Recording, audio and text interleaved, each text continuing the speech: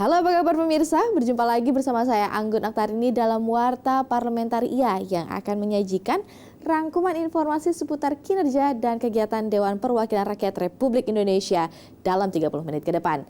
Inilah Warta Parlamentaria selengkapnya.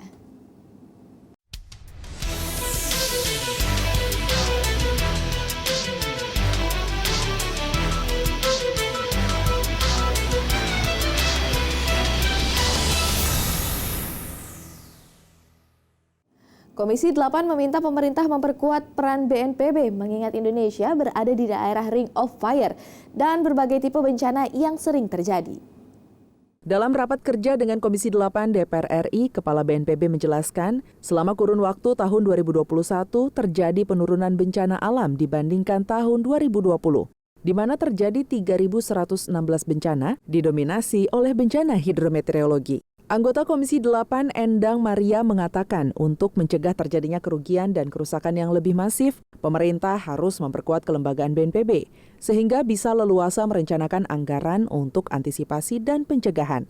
Masing-masing daerah itu sistem kebencanaan yang berbeda, itu mereka mengerti kearifan lokal, bagaimana cara pencegahan. Ini minimal untuk mengurangi resiko bencana dan juga anggaran. Nah, kita berharap ini nanti mitigasinya akan semakin kuat. Jika pemerintah memperkuat kelembagaan, tentu anggaran juga harus diperkuat.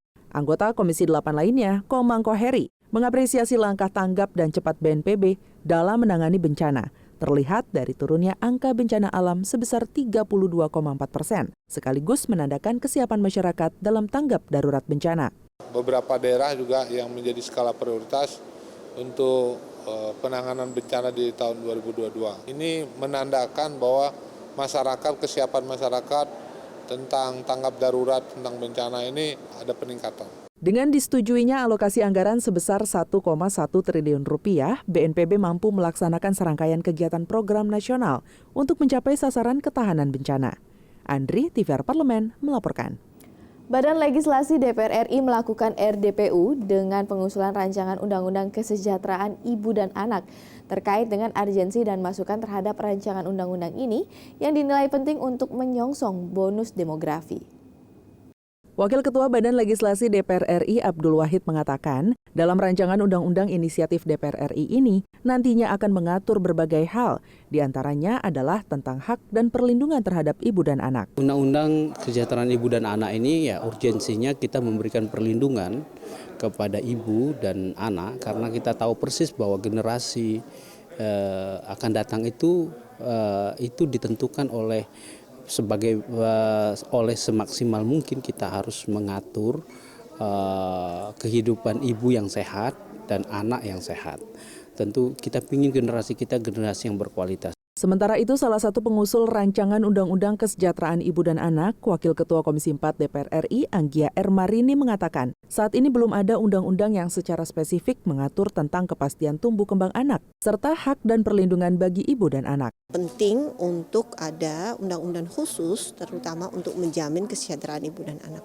Apalagi kalau kita akan mencapai generasi unggul, generasi emas, dan ini harus ada secara khusus. Memang sudah ada beberapa undang-undang yang undang kesejahteraan anak itu tahun 79. Jadi udah sangat tua sekali dan butuh ada revisi, pastinya butuh ada updated yang kemudian memasukkan itu kan cuma kesejahteraan anak, memasukkan tentang kesejahteraan ibu. Dodi Muharam, TVR Parlemen melaporkan. Badan Kerjasama Antar Parlemen DPR RI melakukan sosialisasi terkait dengan diplomasi parlemen untuk mengajak seluruh sivitas akademik lebih mengenal ide dan gagasan diplomasi antar parlemen di tingkat global. Ditemui usai kegiatan BKSAPD dengan Universitas Juanda atau Unida Bogor, Wakil Ketua BKSAP DPR RI Mardani Alisera mengatakan, diplomasi DPR melalui BKSAP memiliki peran strategis, yaitu sebagai fasilitator dalam menjalankan diplomasi pendidikan. BKSAPD adalah wadah kita mendekatkan BKSAP dengan teman-teman di luar parlemen. wabil khusus kampus. Kita agak fokus kampus karena kita berharap ide besar kita, ya, gagasan kita bisa disemai di kampus, sekalian mengajak kampus untuk dekat dan berinteraksi bersama DPR. Tentu dengan menyatakan Universitas Riset di 2006 dan harapan Universitas Juanda agar bisa melakukan kerjasama dengan top 100 University Ranking in the World, kita BKSAP sangat mendukung. Tadi saya sudah tukar WA dengan Pak Rektor agar komunikasi ini bisa terus berlanjut. Lebih lanjut, Mardani menjelaskan, diplomasi parlemen dapat menjadi mitra strategi bagi kampus untuk mewujudkan diplomasi pendidikan, yakni menjadi jembatan untuk menjalin kerjasama dengan berbagai sivitas akademik. Untuk itu, peran diplomasi parlemen DPR RI ini perlu disosialisasikan ke berbagai kampus-kampus di Indonesia. Dari Jawa Barat, Arif Naka, TVR Parlemen, melaporkan. Ya, pemirsa, kami masih memiliki banyak informasi lain dalam Warta Parlementaria. Salah satunya datang dari Komisi 4 meminta stakeholder jamin ketersediaan pangan, dan tetaplah bersama kami.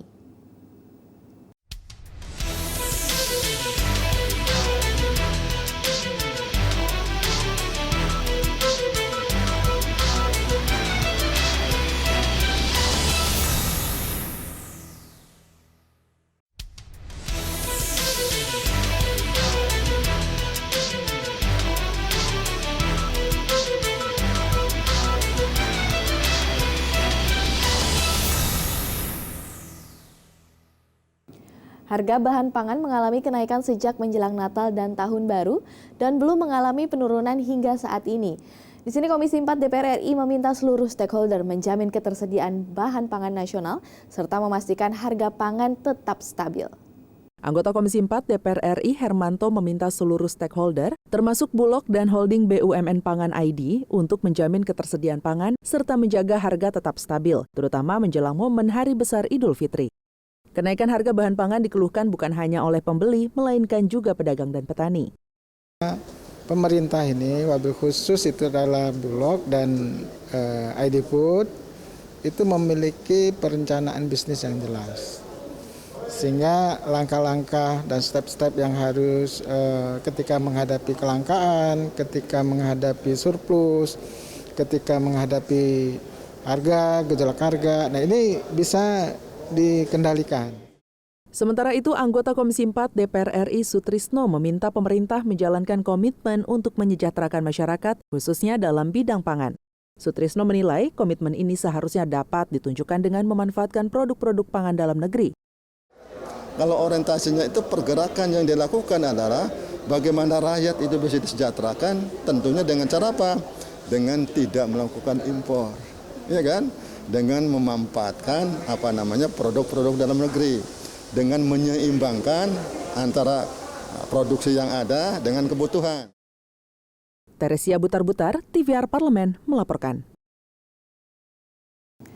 Komisi 9 DPR RI mendorong Kementerian Kesehatan menyediakan vaksin dosis ketiga atau vaksin booster halal sesuai dengan arahan Presiden Joko Widodo.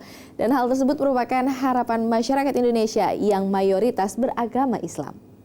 Sebelumnya, Presiden Joko Widodo telah memutuskan program booster vaksin COVID-19 akan diberikan gratis kepada seluruh masyarakat. Vaksinasi dosis ketiga atau booster akan menyasar kepada 234,8 juta jiwa dengan rincian 26,5 juta jiwa adalah anak-anak usia 6 hingga 12 tahun, sisanya 208,3 juta jiwa adalah orang dewasa dan lansia. Dilansir dari situs resmi BPOM, berikut daftar 5 jenis vaksin booster yang disetujui pemerintah, yakni CoronaVac, Comirnaty Pfizer, AstraZeneca, Moderna, dan Zivivax. Menanggapi hal tersebut, anggota Komisi 9 DPR RI, Edi Wuryanto meminta Kemenkes dapat merealisasikan arahan Presiden terkait penggunaan vaksin halal COVID-19. Dia menilai dengan semakin banyaknya pilihan vaksin halal, maka tidak ada lagi alasan bagi masyarakat menolak untuk divaksin. Edi juga mendorong agar pemerintah melakukan koordinasi dengan Majelis Ulama Indonesia atau MUI terkait pemberian label halal vaksin yang ditetapkan menjadi booster. Ini hanya masalah koordinasi antara MUI dan Menkes. Saya kira Menkes segera berkoordinasi dengan MUI. Kalau memang sertifikat halal itu dibutuhkan, saya kira hanya tinggal komunikasi saja. Ini butuh komunikasi sehingga MUI juga paham tentang bagaimana cara membuat vaksin, terutama yang itu ranah halal haram, Badan POM. Ya, saya kira perlu koordinasi saja ini. Rifki Makdudi, TVR Parlemen, melaporkan. Pemirsa TV Parlemen, jangan kemana-mana karena kami masih memiliki banyak informasi lain yang menunggu Anda setelah jeda yang berikut ini.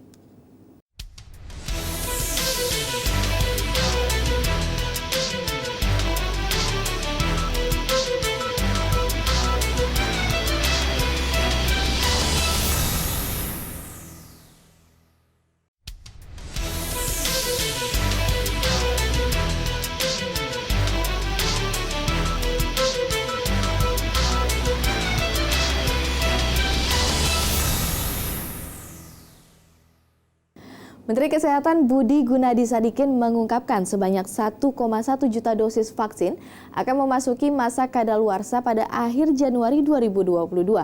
Menanggapi hal tersebut, Komisi 9 DPR RI mendorong evaluasi tata kelola dan distribusi vaksin untuk mencegah hal serupa kembali terulang.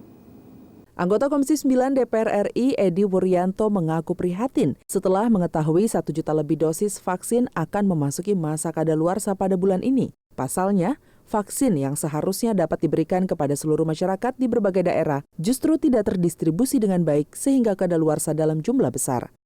Edi Wuryanto menambahkan peran aktif kepala daerah sangat dibutuhkan dalam upaya percepatan vaksinasi, sehingga pendistribusian vaksin dapat berjalan dengan baik ke seluruh daerah di Indonesia. Ini tentu memprihatinkan, karena nyari vaksin susah dan kondisinya sudah ada di daerah, maka menurut saya ini harus menjadi perhatian serius. Upayanya harus keras, door to door kalau perlu. Wilayah-wilayah mana yang masih belum mencapai target itu dilewati. Nah, saya kira ini peran pemerintah daerah sangat penting. Kendati mayoritas vaksin yang akan kadaluarsa merupakan vaksin hibah dari negara lain, anggota Komisi 9 DPR RI Nur Nadlifah menilai hal tersebut merupakan kegagalan pemerintah dalam mengelola dan mendistribusikan vaksin ke daerah-daerah yang capaian vaksinasinya masih rendah. Sesungguhnya kalau misalkan negara kita, pemerintah kita melakukan percepatan vaksin itu kemarin agak ngebut, ini saya rasa tidak perlu sampai expired. Sayang sesungguhnya vaksin ini expired, rakyat kita banyak masih membutuhkan vaksin. Panji Prabowo, TVR Parlemen, melaporkan. Rapat paripurna DPR RI menyetujui rancangan Undang-Undang Tindak Pidana Kekerasan Seksual atau biasa disebut dengan TPKS disahkan sebagai rancangan Undang-Undang Inisiatif DPR RI. Meski begitu, ada satu fraksi yang menyatakan tidak setuju. Ini tiba saatnya kami menanyakan kepada sidang Dewan yang terhormat, apakah RUU Usul Inisiatif Badan Legislasi DPR RI tentang tindak pidana kekerasan seksual dapat disetujui menjadi RUU Usul DPR RI. Rapat paripurna DPR RI menyetujui rancangan Undang-Undang Tindak Pidana Kekerasan Seksual atau TPKS disahkan sebagai rancangan Undang-Undang Inisiatif DPR RI. Meski begitu, ada satu fraksi yang menyatakan tidak setuju. Ketua DPR RI Dr. Honoris Causa Puan Maharani mengungkapkan pembahasan rancangan Undang-Undang TPKS sangat perlu untuk kepentingan publik karena banyaknya kasus kekerasan seksual yang terjadi di masyarakat, sementara payung hukumnya belum memadai. Puan meminta pemerintah segera menindaklanjuti keputusan ini sehingga pembahasan rancangan Undang-Undang TPKS antara DPR RI dan pemerintah bisa cepat dilaksanakan.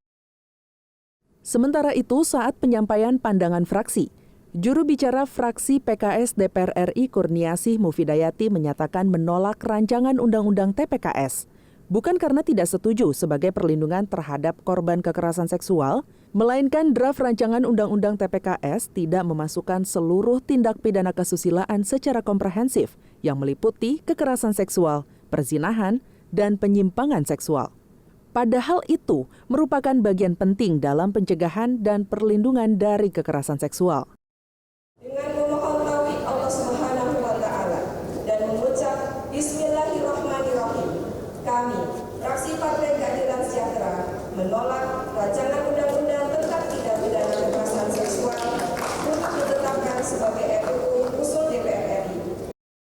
Wakil Ketua DPR RI Sufmi Dasko mengatakan, pimpinan DPR akan segera mengirim surat kepada Presiden Joko Widodo terkait rancangan Undang-Undang TPKS. Sambil menunggu surat Presiden beserta daftar inventaris masalah atau DIM rancangan Undang-Undang TPKS versi pemerintah, DPR RI akan terus menyerap aspirasi dari berbagai elemen yang nantinya akan dibahas bersama pemerintah.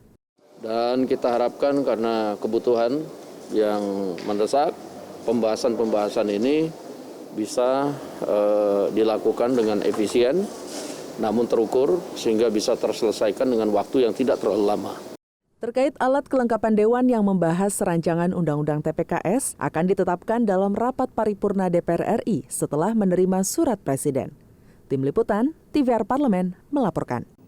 Dan berakhir sudah perjumpaan kita dalam Warta Parlamentaria. Saya Anggun Aktarini beserta seluruh kerabat kerja yang bertugas pamit undur diri.